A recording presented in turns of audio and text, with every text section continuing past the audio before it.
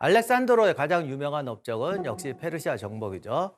마케도니아의 왕이었던 아버지 필리포스 2세가 새로운 전술로 새로운 군대를 만들어서 그리스를 통일합니다. 그리고 이 군대로 페르시아 원정을 꿈꾸다가 암살되죠. 아들 알렉산드로는 그 군대를 받아서 페르시아를 침공하는데 10여 년 만에 페르시아, 이집트, 파키스탄, 북인도까지 석권하는 엄청난 제국을 건설하게 됩니다. 이 기록은 지금까지 깨지지 않았고 아마 앞으로도 깨지지 않을 겁니다. 그 짧은 시간에 그렇게 넓은 제국을 만든 사람은 알렉산드로밖에 없습니다. 인도에서 귀환한 후에도 알렉산드로스는 이탈리아와 아라비아 반도 침공을 기획합니다. 그러다가 이제 사망하는 바람에 그 꿈이 사라지는데 어떤 역사학자들은 알렉산더가 그때 일찍 죽지 않았더라면 로마 제국은 없었을 것이다. 아마 알렉산드로스의 제국이 지금 로마 제국의 2배로 동서양에 걸쳐서 건설되었을 것이라고 말하는 사람도 있습니다. 불행하게도 그의 꿈과 제국은 그의 죽음과 함께 한순간에 사라집니다. 하지만 그가 전쟁에서 보여준 용기와 알렉산드로스의 전술은 불가사의한 업적으로 지금까지 남아있고 연구되고 있습니다. 도대체 그는 어떤 사람이었기 때문에 이런 불가사의한 업적을 이룰 수 있었는가? 도대체 그는 어떤 사람이었길래 이런 어마어마한 전술로 승리를 거둘 수 있었던 것일까? 이것을 함께 살펴보시도록 하겠습니다.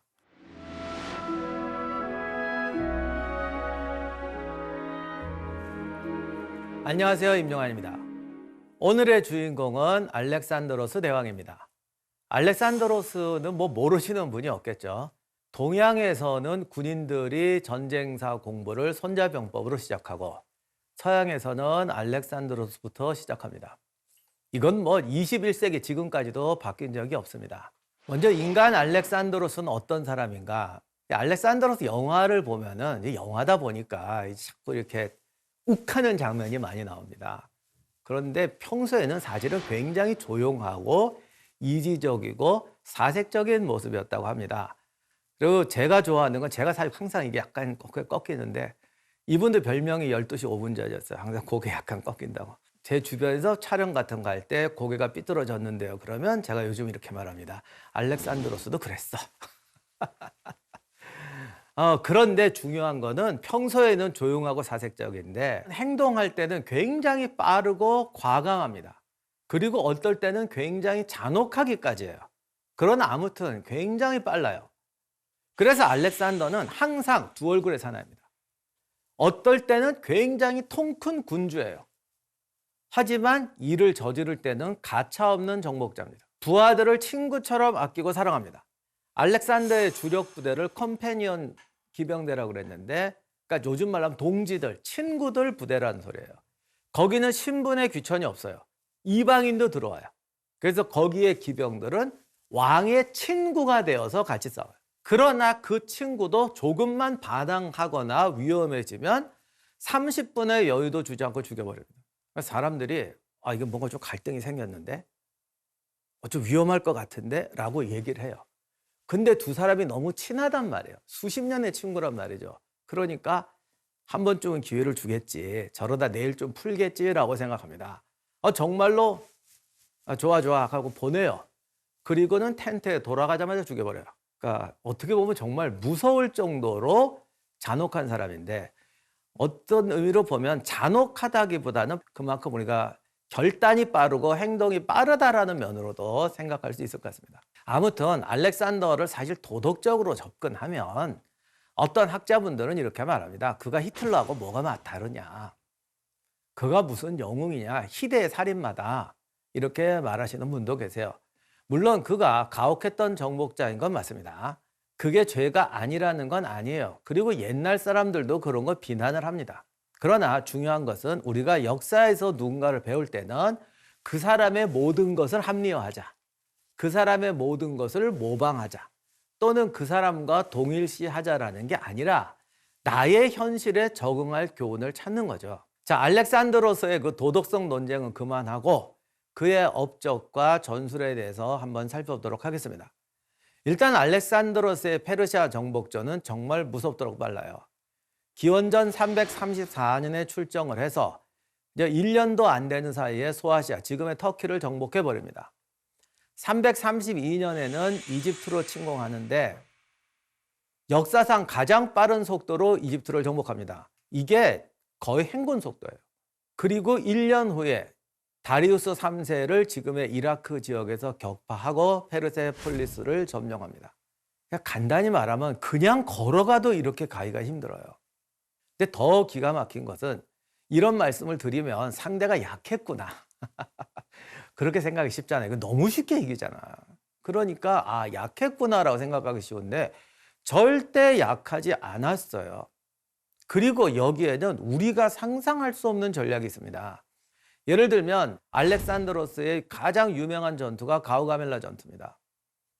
이것도 병력이 과장이라고 그러지만 페르시아군 40만과 5만이 안 되는 알렉산더군이 붙어서 이긴 전투예요. 많은 분들이 이 전투만 분석하는데 알렉산더가 속전속결을 하는 데는 이유가 있어요. 당시 페르시아군의 다리우스 3세는 자기가 먼저 거기 도착해서 전투 준비를 완비하고 기다렸습니다. 손자병법에도 나오는 얘기지만 전쟁터에서는 먼저 전쟁터를 점거하고 준비하는 자가 유리하다라고 말했는데 뉘앙스로는 거의 이긴다라는 거예요. 나는 기병이고 저쪽은 보병이에요. 그럼 기병이 어디가 유리하냐? 평야가 유리하겠죠. 평야를 선점하는 게 중요한 게 아니라 어떤 작전을 써가지고 쟤들이 평야로 내려와서 싸우지 않을 수 없는 상황을 만드는 거예요. 그러면 평야를 선점한 기병 부대가 당연히 승리하는 거죠. 근데 그렇지 않고 보병이 산에 올라가서 넌 일로 올라와 그러면 승부는 안 나는 거고 우리가 할 수 없이 글로 끌려 올라가면 우리가 지는 거죠. 그런데 다리우스는 바로 이것을 알고 평원을 점거하고 대군을 깔아놓고 전차 부대까지 기다리고 있었어요. 그런데 이제 제일 중요한 게 문제가 알렉산더를 끌어올 방법이 없어요. 그러니까 알렉산더가 나 거기 가기 싫은데 그럼 안 오면 돼요. 그런데 알렉산더는 거기를 가요. 왜? 최대한 빨리 페르시아를 속전속결로 점령해야 한다. 왜 빨리 점령하니까? 인생은 짧다. 세상은 넓고. 알렉산더의 평생의 신념이 그거였어요. 기다릴 수 없다. 건너갑니다. 근데 여기 함정이 또 있습니다. 강 2개를 건너가야 했습니다. 그러니까 상대가 기다리고 있는 전쟁터에 가서 절대 불리한 조건에서 싸워야 되는데 후방에 강 2개가 있어가지고 패하면은 고향으로 돌아간다는 건 절대 불가능한 겁니다. 사실 전쟁터는 배수진이 아니었지만 궁극적으로 보면 배수진이었어요. 그러면 모든 병법의 원칙에 어긋나는데 본인이 들어가요. 그리고 이겼어요. 어떻게 이겼냐? 다리우스가 생각했던 것보다도 더 중요한 승리의 원칙을 찾아서 가지고 들어갔습니다. 장소를 선점하는 것보다 더 우위에 있는 전쟁의 법칙이 하나 있었습니다. 그게 뭐냐? 접전 지역에서 적의 틈을 찾아서 치고 들어가는 자가 승리한다는 겁니다. 이거 그냥 간단히 말하면요. 잽을 100대를 맞아도 KO 펀치 한 방을 치면 이길 수 있다는 거예요. 다리우스는 잽 100대를 치는 전쟁을 기획했다면 나는 들어가서 한 대를 치는 전투를 하겠다. 말은 맞는 말인데 아무도 이렇게 못합니다. 그것도 적의 홈그라운드에 들어가서 준비된 라운드에 들어가서 이렇게 하는 건 아무도 못해요. 근데 알렉산드로스는 했어요.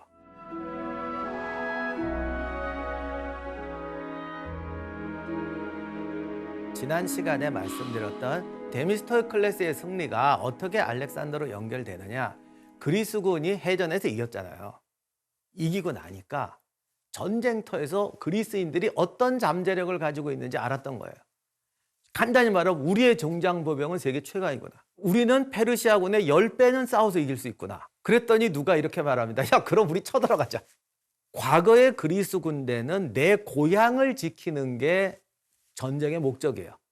그리고 고향을 지키면서 내가 이 도시에서 존경받고 사는 게 이제 특권이에요. 근데 이제 멀리 떠나면 뭐 특권도 없고 뭔가에 이렇게 도전을 해야 돼요. 쉽게 말하면 동기부여를 해야 되죠. 저 앞에 금이 있다. 황금을 찾아서 이게 사실 안 되는 게 군대가 그게 유일한 동기가 되면요. 나중에 지휘관 죽이고 이게 그냥 산적대로 돌변해 버립니다.